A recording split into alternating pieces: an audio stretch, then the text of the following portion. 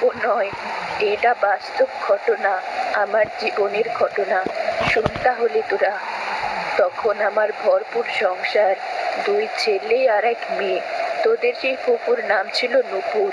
দেখতে সে যেমন সুন্দর ছিল, তেমন ছিল তার গুণ। তোর বাবা তখন 1 বছরের বাচ্চা ছেলে আমার। আর তোর কাকার নাম ছিল সুমন, তার বয়স ছিল 8 বছর। আমার খুব সুখের সংসার ছিল, কোনো কিছুর অভাব ছিল না। সেই দিনটাও ছিল বৈশাখের এমনই একদিন। তোর দাদু গিয়েছিল নদীর ওপারে ধান বিক্রি করতে।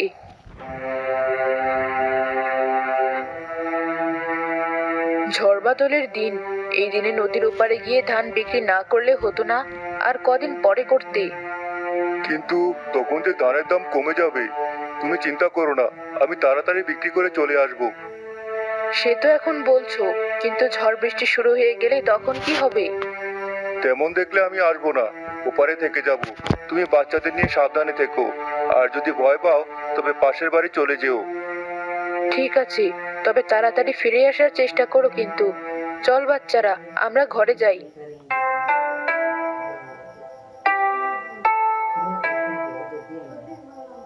ধান বিক্রি করতে করতে বেশ দেরি হয়ে গেল। আকাশটাও কেমন কালো হয়ে আসছে। মাঝি, তাড়াতাড়ি ওপারে চলো। দেরি হয়ে গেলে ঝড়ের কবলে পড়ে যাব। ঘরে আমার বউ বাচ্চারা রয়েছে, বেশি দেরি হলে তারা খুব চিন্তা করবে। আর একটু অপেক্ষা করুন। আপনি তো বেশ মোটা অঙ্কের টাকা কামিয়ে যাচ্ছেন, কিন্তু আপনাকে একা ওপারে নিয়ে গেলে কি আর আমার পেট ভরবে? আমারও তো সংসার আছে, ছেলে মেয়ে আছে, তাদের নিয়ে যে আমাকেও চলতে হয়। তার উপর এমন আবার ঝড় বাদলের দিন শুরু হয়ে গেল। সব দিন তো আর নৌকা নিয়ে বের হতে পারবো না, টানা বৃষ্টি পড়বে, তখন কে নদী পার হবে? ঠিক আছে, আমি না হয় আর একটু দেরি করছি। তুমি তাড়াতাড়ি আর কজন যাত্রী উঠাও, তবে বেশি দেরি করো না। আকাশে যে ভাব দেখছি, আমার মোটেও সুবিধার মনে হচ্ছে না।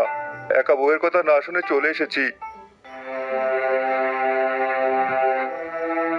বললো যে তাড়াতাড়ি চলে আসবে, কিন্তু তার যে আর দেখা নেই।